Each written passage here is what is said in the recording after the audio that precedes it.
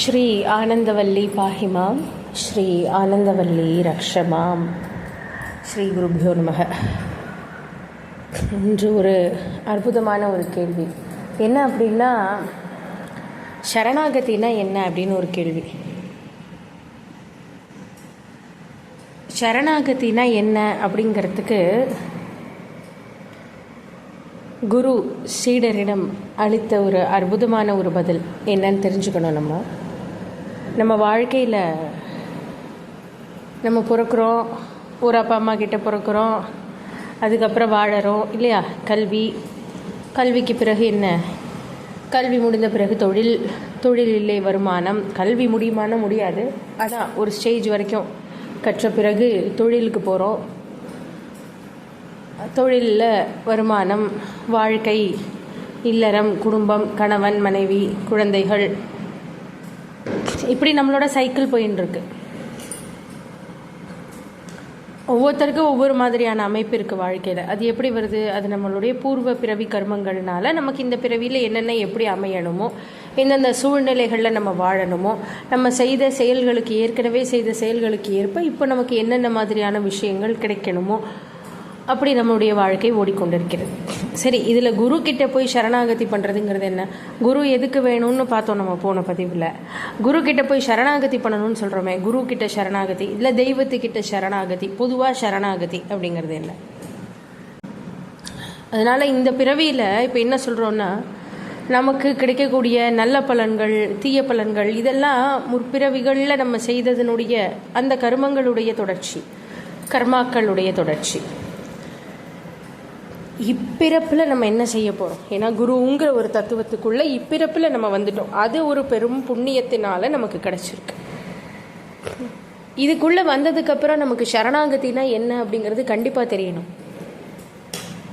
வாழ்க்கையில் சந்தோஷம் வந்தால் என்ன பண்ணுறோம்? நம்ம ரொம்ப சந்தோஷப்படுறோம். எனக்கு இது கிடச்சிருக்கு, நான் இந்த லெவலில் இருக்கேன், நான் இது மாதிரி அனுபவங்கள், எனக்கு நல்ல அனுபவங்கள் கிடச்சிருக்கு, எனக்கு நல்ல ஒரு சம்பத்தான வாழ்க்கை கிடச்சிருக்கு, நல்ல பெயர் புகழ் கிடச்சிருக்கு, கீர்த்தி யஷஸ், இப்படி எல்லாம் எனக்கு கிடச்சிருக்கு அப்படின்னு நம்ம ரொம்ப சந்தோஷப்படுறோம் இல்லையா.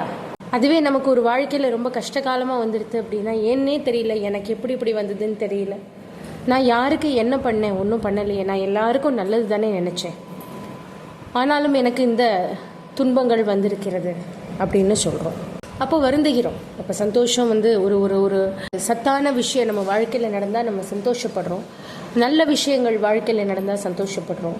அதுவே நம்ம வாழ்க்கையில் ஏதாவது துன்பமோ இல்லை கஷ்டமோ வந்தது அப்படின்னா ரொம்ப துக்கப்படுறோம், வருத்தப்படுறோம். இதில் சரணாகதி அப்படிங்கிறது என்ன அப்படின்னா, அது ஒரு நிலை, ஒரு அற்புதமான நிலை. குரு தத்துவத்தை அறிந்த ஒருவனால் மட்டுமே சரணாகதியை பற்றி யோசிக்க முடியும். அப்போ சரணாகதி என்பது என்ன? என் வாழ்க்கையிலே சந்தோஷங்கள் வந்தாலும் சரி, துக்கங்கள் வந்தாலும் சரி, அது என்னுடைய நான் செய்த கர்மாக்களாலே வந்தது. இப்பிறப்பிலே என் வாழ்க்கையிலே சந்தோஷங்கள் வந்தாலும் சரி, துக்கங்கள் வந்தாலும் சரி, எல்லாம் நான் செய்த செயல்களாலே நடந்து கொண்டிருக்கிறது, கிடைத்திருக்கிறது. என்னுடைய சந்தோஷமாகட்டும் துக்கமாகட்டும் எது வேணும் எனக்கு வரட்டும், எது வந்தாலும் அதை தேவியினுடைய ஆசீர்வாதமாக, அதாவது சந்தோஷத்தையும் துக்கத்தையும் பேதம் பண்ணாமல், நீ எது கொடுக்குறியோ அம்மா அது கொடு, நான் வாங்கிக்கிறேன், நீ எது கொடுத்தாலும் நான் ஆனந்தமாக வாங்கிக்கிறேன் அப்படின்னு அந்த ஆனந்தவல்லி ஈஸ்வரி கிட்ட, ஆனந்தவல்லி அவள் எது கொடுத்தாலும் அது ஆனந்தத்தை கொடுக்கக்கூடியவள் அவள்.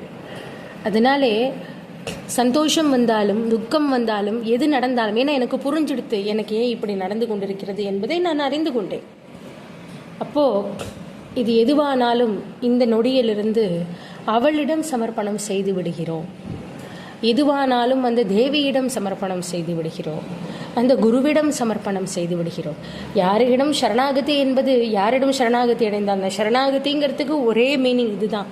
எது நடந்தாலும் அது அவன் கொடுத்தது, அது அவன் எதை கொடுத்தாலும் அது ஆசீர்வாதம், அந்த ஆசீர்வாதமாகப்பட்டது ஆனந்தமே அப்படிங்கக்கூடிய ஒரு நிலை யார் ஒருவருக்கு வருகிறதோ, எந்த பக்தனுக்கு வருகிறதோ, அவன் பரிபூரணமாக சுவாமியிடம் சரணாகதி அடைந்திருக்கிறான் என்று அர்த்தம். சரணாகதி என்ற வார்த்தைக்கு இதுதான் அர்த்தம். என்னுடைய வாழ்க்கையை நான் பூரணமாக உன்னிடம் சமர்ப்பணம் செய்தேன், நீயே வழி நடத்திச் செல். அப்படி அவளே வழி நடத்திண்டு போவா. அப்படி அவளே வழி நடத்துவாள் அப்படின்னு சொல்லி நம்முடைய வாழ்க்கையை அவளிடம் அர்ப்பணம் செய்துவிட்டு நாம் செய்ய வேண்டிய கடமைகளை நாம் செய்து கொண்டு, இது ரொம்ப முக்கியம். இதில் கடமையை செய்யணும். நம்ம செய்ய வேண்டிய கடமைகளை நாம் செய்து கொண்டு பலன் எது கொடுப்பாளாயினும் அது அவள் கொடுப்பது. அவள் எப்படி கொடுத்தாலும் அது நம் நல்லதுக்கே. அவள் எப்படி நம்மளை, ஏன்னா அவளுக்கு மட்டும்தான் நம்மளை எப்படி டியூன் பண்ணி எப்படி அழைச்சிட்டு போகணும்னு தெரியும். நமக்கு நம்மளோட ப்ரெசன்ட் ஹிஸ்ட்ரி வேணால் தெரியலாம், ஆனால் நம்மளுடைய என்டையர் ஹிஸ்ட்ரி தெரிஞ்ச ஒரே ஒருத்தி அந்த தேவி தான், நம்மளுடைய தாயார் தான். ஒரே ஒரு தெய்வம் அந்த தேவி தான், சாக்ஷாத் அந்த அம்பாள் தான். அதனால் அந்த அம்பாள் கிட்டே, அம்பா இல்லை நீ பார்த்துக்கோ, நான் என்னுடைய கடமைகளை தர்மம் சொல்லியபடி தர்மமாக நான் எப்படி வாழ வேண்டுமோ அப்படி நான் வாழ்ந்து கொண்டு இருக்கிறேன்.